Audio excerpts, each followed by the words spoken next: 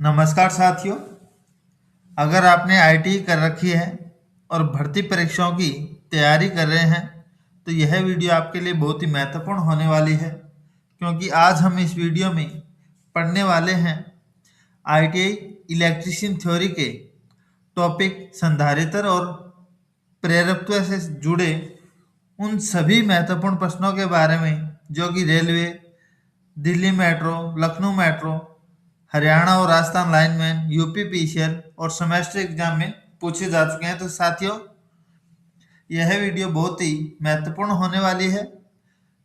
चलिए स्टार्ट करते हैं आज की क्लास, जिसमें हमारा पहला प्रश्न है शक्ति गुणांक अर्थात पावर फैक्टर का न्यूनतम एवं अधिकतम मान कितना होता है।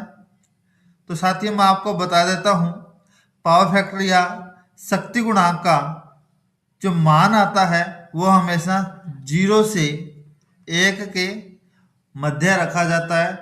तो मिनिमम हम कह सकते हैं मिनिमम 0 व अधिकतम मान कितना होगा, 1 होगा। तो इस प्रश्न का सही आंसर हो जाएगा साथियों अधिकतम मान 1 और न्यूनतम मान 0। अगला हमारा प्रश्न है एक प्रतिरोध और संधारित्र परिपथ में आवर्ती बढ़ाने के साथ प्रतिबाधा पर क्या प्रभाव पड़ेगा।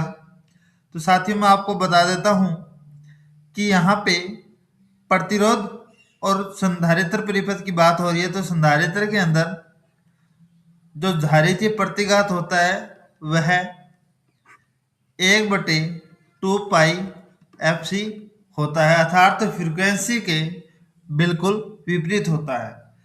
जब इस परिपथ के अंदर आवर्ती को बढ़ाया जाता है तो धारिता प्रतिघात क्या होगा, कम होगा। और धारिता प्रतिघात के कम होने के पश्चात जो यहाँ पे प्रतिबाधा है, प्रतिबाधा क्या होगी, Z, वह क्या होगी, घटेगी। तो साथियों, हमारा यहाँ पे सही आंसर हो जाएगा ऑप्शन सी। एक संधारित्र और प्रतिरोधी परिपथ में आवर्ती बढ़ाने के साथ प्रतिबाधा क्या होगी, घटेगी। सी हमारा सही आंसर हो जाएगा। दोबारा मैं आपको बता देता हूं, एक प्रतिरोधी संधारित्र परिपथ में धारितीय प्रतिघात XC बराबर 1/2 पाई FC अर्थात आवर्ती के बिल्कुल विपरीत होता है। जब इस परिपथ में आवर्ती बढ़ेगी तो धारितीय प्रतिघात घटेगा, और धारितीय प्रतिघात घटेगा तो हमारे पास प्रतिबाधा भी क्या होगी, कम होगी या घटेगी। तो इस प्रश्न का सही आंसर हो जाएगा ऑप्शन सी।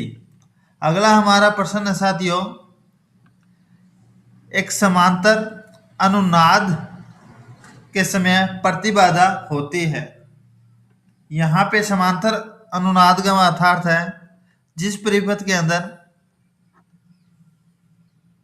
कुंडलिका या प्रेरकत्व प्रतिघात और धारितीय प्रतिघात दोनों बराबर हो, अर्थात XL बराबर XC हो, तो उस परिपथ को समांतर अनुनाद परिपथ कहते हैं। और तो जब समांतर अनुनाद परिपथ में प्रतिबाधा क्या होगी, Z बराबर R रहेगी, प्रतिबाधा प्रतिरोध के बराबर रहेगी। इसका अर्थात क्या है साथियों, उस परिपथ के अंदर XL और XC दोनों बराबर होती है, एक दूसरे से क्या होगा, दोनों एक दूसरे को नष्ट कर देगी या रद्द कर देगी। तो यहाँ पे प्रतिबाधा प्रतिरोध के बराबर होगी। और समांतर अनुनाद के समय प्रतिरोध अकेला होगा तो प्रतिबाधा भी क्या होगी, अधिकतम होगी। ये हमारा सही आंसर हो जाएगा। अगला हमारा प्रश्न है आवर्ती तथा आवर्तकाल में किस प्रकार का संबंध होता है।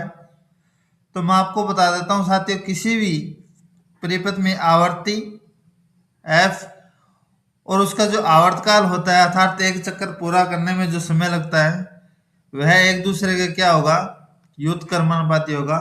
तो इस प्रश्न का सही आंसर क्या हो जाएगा साथियों, ऑप्शन बी। आवर्ती और आवर्तकाल में एक दूसरे के व्युत्क्रमानुपाती या विपरीत संबंध होता है। बी हमारा सही आंसर हो जाएगा। अगला हमारा प्रश्न है शुद्ध प्रेरकीय परिपथ में शक्ति के बराबर होती है। एक शुद्ध प्रेरकीय परिपथ में शक्ति किसके बराबर होती है? तो साथियों, मैं आपको एक डायग्राम बताता हूं। एक शुद्ध प्रेरकीय परिपथ में वोल्टेज और धारा के बीच में जो कोण का डिफरेंस है साथियों, वोल्टेज और धारा के बीच जो फेज अंतर है वह कितना रहता है? 90 डिग्री का रहता है। अब दूसरी सही भाषा में बताऊं तो एक शुद्ध प्रेरकीय परिपथ में वोल्टेज धारा से 90 डिग्री आगे रहती है, अग्रगामी रहती है। तो यहाँ पे शक्ति होगी P बराबर V I cos phi. Cos phi का मान यहाँ पे अपने पास फाई का मान कितना है? कोस 90। और कोस 90 का मान हमेशा कितना होता है? 0 रहता है।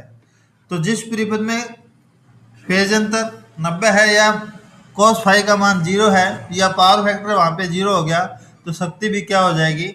शून्य हो जाएगी। तो कहा जा सकता है एक शुद्ध प्रेरकीय परिपथ में शक्ति क्या रहेगी? हमेशा शून्य रहेगी। सी हमारा सही आंसर हो जाएगा। अगला प्रश्न है, विद्युत अवयव संधारित्र को किस प्रकार अंकित या विनिर्देश किया जा सकता है? तो साथियों, मैं आपको बता देता हूं।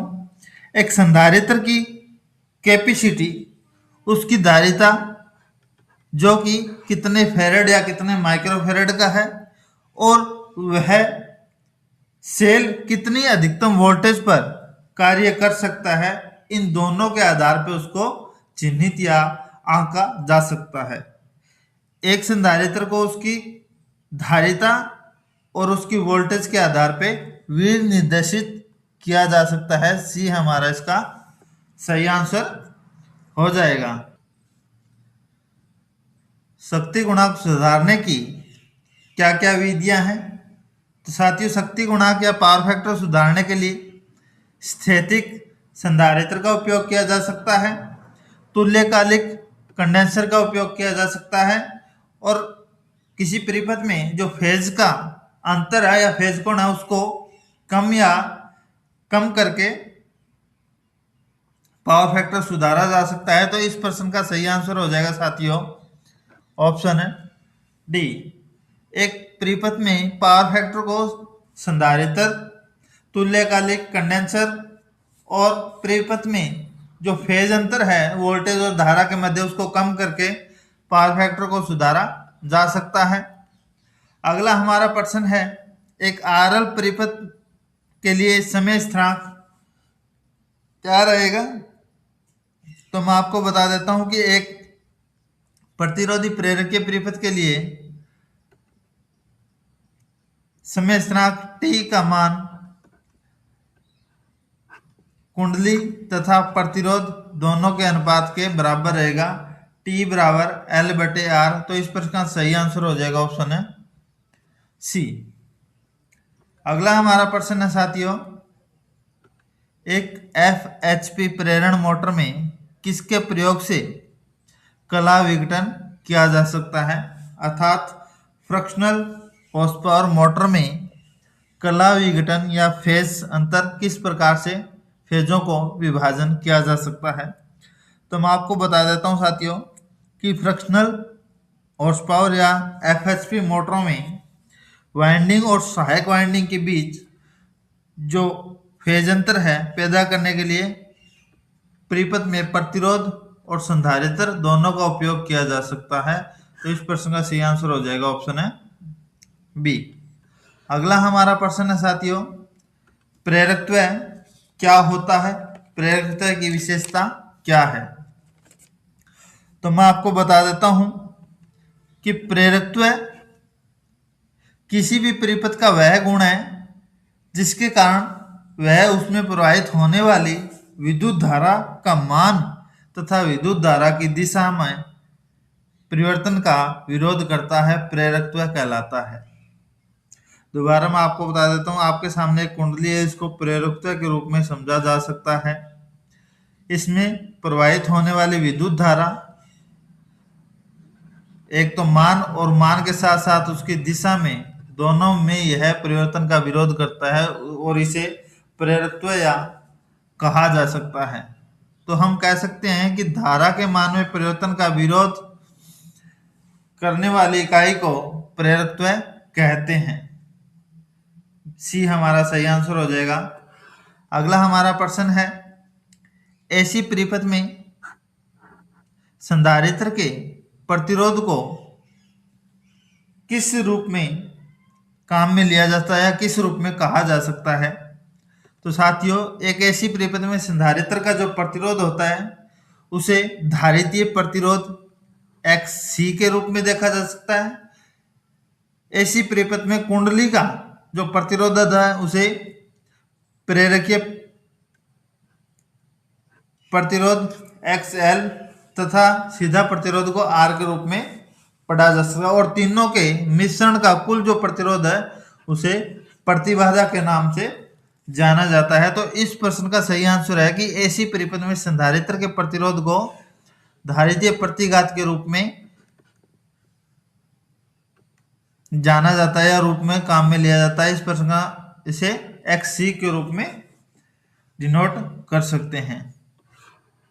अगला हमारा प्रश्न है, ऐसी परिपथ में और अधिक प्रतिरोध जोड़ने पर क्या होगा? तो साथियों, मैं आपको बता देता हूं कि एक ऐसी परिपथ में और अधिक प्रतिरोध जोड़ने पर परिपथ की कुल प्रतिबाधा, यहाँ पे मैंने आपको बताया था पूरे परिपथ की जो प्रतिरोध है उसे प्रतिबाधा या जड़ के रूप में जाना जाता है। और अधिक प्रतिरोध जोड़ने पर परिपथ की प्रतिबाधा क्या होगी? बढ़ जाएगी। प्रतिरोध बढ़ने के बाद प्रतिरोध और धारा का विपरीत संबंध होता है 1/, तो धारा ऑटोमेटिक क्या होगी? कम हो जाएगी, धारा का मान कम हो जाएगा। धारा का मान कम हुआ तो P बराबर VI, जो प्रभावी शक्ति है, प्रभावी शक्ति का मान क्या हो जाएगा? घट जाएगा। प्रतिरोध बढ़ेगा, धारा कम होगी, धारा का मान कम हुआ तो शक्ति का मान भी क्या हो जाएगा? कम हो जाएगा। तो इस प्रश्न का सही आंसर हो जाएगा साथियों, परिपथ की प्रभावी शक्ति का मान घट जाता है। बी हमारा राइट आंसर हो जाएगा। अगला हमारा प्रश्न है, एक प्रतिरोध को यदि एक कुंडली के श्रेणी क्रम में जोड़ दिया जाता है तो क्या होता है? अब मैं आपको बताता हूं साथियों कि एक आदर्श कुंडली है। आदर्श कुंडली के अंदर वोल्टेज और धारा के बीच जो कोण होता है वो कितना रहता है साथियों? 90 डिग्री रहता है। जब एक प्रतिरोध को इसके श्रेणी क्रम में जोड़ दिया जाता है तो परिपथ का पावर फैक्टर बढ़ता है। इसका कारण क्या है साथियों? जो प्रतिरोध को जोड़े जाएंगे तो वोल्टेज और धारा के बीच का मान जो कम है वो 90 से कम हो जाएगा। अगर 90 से कम मान हुआ तो पावर फैक्टर में जो cos फाई है, पावर फैक्टर का मान क्या होगा? परिपथ में बढ़ जाता है। तो साथियों, एक प्रतिरोध को यदि एक कुंडली के साथ श्रेणी क्रम में जोड़ दिया जाता है तो वोल्टेज और धारा के बीच जो फेज अंतर है वो मान क्या हो जाता है साथियों? 90 डिग्री से घट के कम हो जाता है। तो इस प्रश्न का सही आंसर हो जाएगा साथियों ऑप्शन है बी। अगर फेज अंतर का मान कम हुआ तो पावर फैक्टर का मान क्या होगा साथियों? बढ़ जाएगा। तो इस प्रश्न का सही आंसर हो जाएगा ऑप्शन है बी।